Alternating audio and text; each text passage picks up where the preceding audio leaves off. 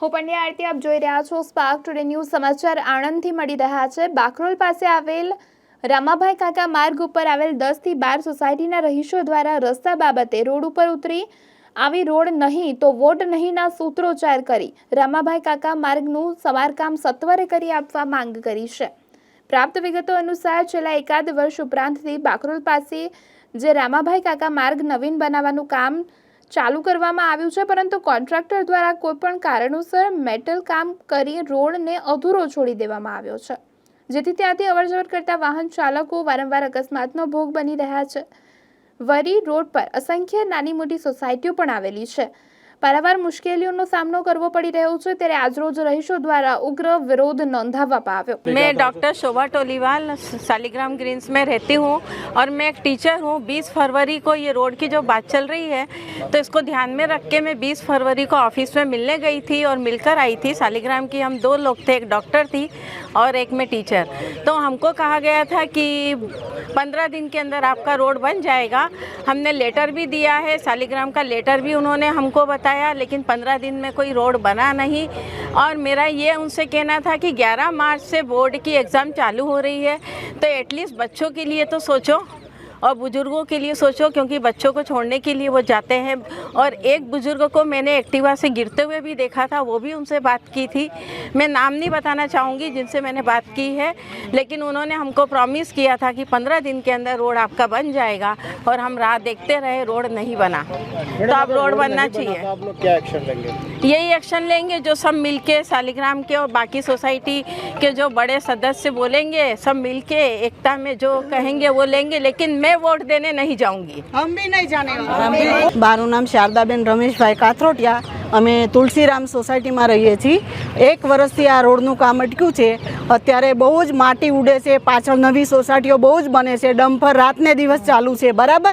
એને લીધે માટી બહુ જ ઉડે છે, બાળકોને અને વૃદ્ધો વડીલોને બહુ જ પ્રોબ્લેમ છે, ખાંસી ઉધરસ તો બધાને આવે છે। તો એના માટે હવે શું કાર્યવાહી કરવી? હવે આગળ ચૂંટણી આવે છે, બરાબર, તો કોઈનો વોટ મળશે નહીં। અમને 7 દિવસની અંદર આનું રિઝલ્ટ મળવું જોઈએ। રોડ તમે ના બનાવો તો કંઈ નહીં, પણ અમને ડામર છે લે પાથરી આપો, કારણ કે હવે અમારાથી સહન થતું નથી। હું મહિપતસિંહ આર ઝાલા પૃથ્વી ટાઉનશીપમાં છેલ્લા 20 વર્ષથી વસવાટ કરી રહ્યો છું। આ સોસાયટી જ્યારે ડેવલપ થઈ ત્યારે ડેવલપરે સોસાયટીના નાગરિકો માટે પોતાના ખર્ચે અને જોખમે આરસીસી રસ્તો બનાવી આપેલો। ત્યારથી આજ દિન સુધી આ રસ્તાનો તમામ નાગરિકો જાહેર ઉપયોગ કરતા આવેલા। મહી સિંચાઈની આ લીડ કેનાલ નહેર હતી, એમાં વર્ષોથી પાણીની અવરજવર કે કોઈ ખેડૂતોને પાણી આપવામાં નહોતું આવતું, તો એ નહેર તોડીને આ જાહેર રાજમાર્ગ બનાવવામાં આવ્યો। છેલ્લા 1 વર્ષથી ગુજરાત રાજ્ય માર્ગ મકાન વિભાગ સ્ટેટ જે તે એજન્સીને કામ આપ્યું છે। એજન્સીએ 1 વર્ષની અંદર માટી મેટલ કામ કરીને આ જગ્યા રામ ભરોસે છોડી દીધી છે।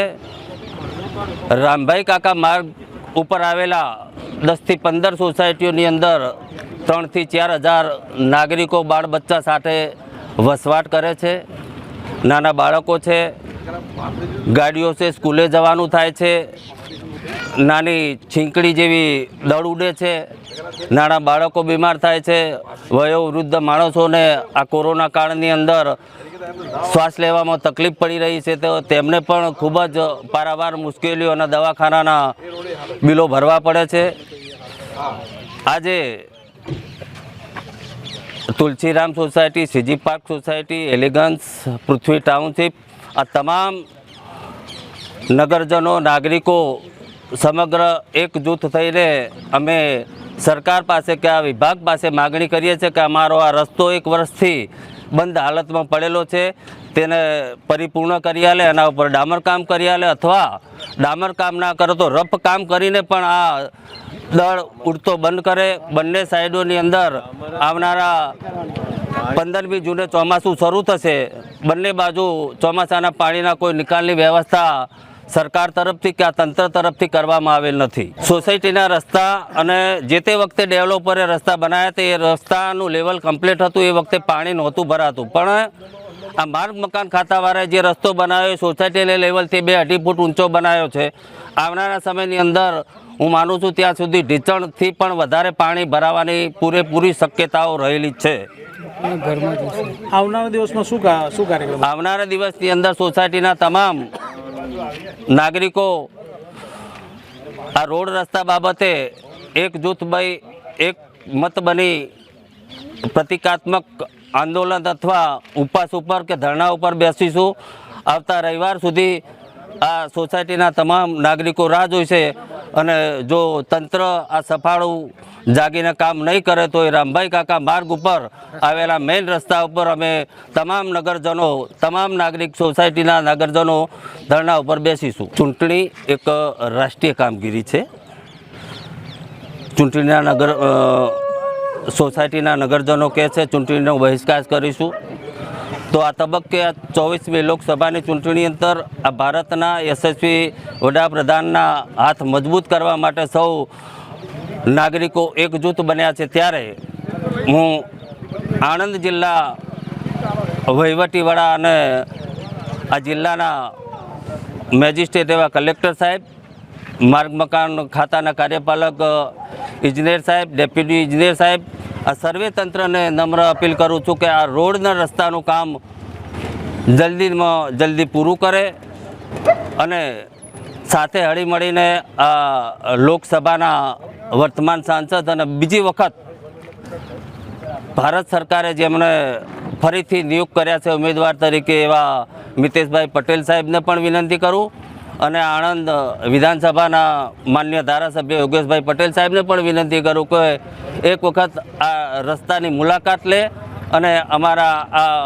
કહેવાતો એક વિકટ પ્રશ્ન છે એને પરિપૂર્ણ કરી આપવા અમને બાંહેધરી આપે. અમે કોઈ એવો આ ચૂંટણીને લક્ષી એવો કોઈ બહિષ્કારનો પ્રશ્ન કરીશું નહીં. સાથે હળીમળીને અમે કામ કરીશું. સરકારના હાથ મજબૂત કરવાનો અમારો નેમ છે, પણ અમને અમારો રસ્તો એક અઠવાડિયાની અંદર સરખો નહીં કરી આપવામાં આવે તો અમે આંદોલન ઉપર ઉતરીશું. એ હકીકત સત્ય છે. રામભાઈ કાકા માર્ગ ઉપર અત્યારે બાયપાસની કામગીરી એમાં પ્રગતિમાં છે.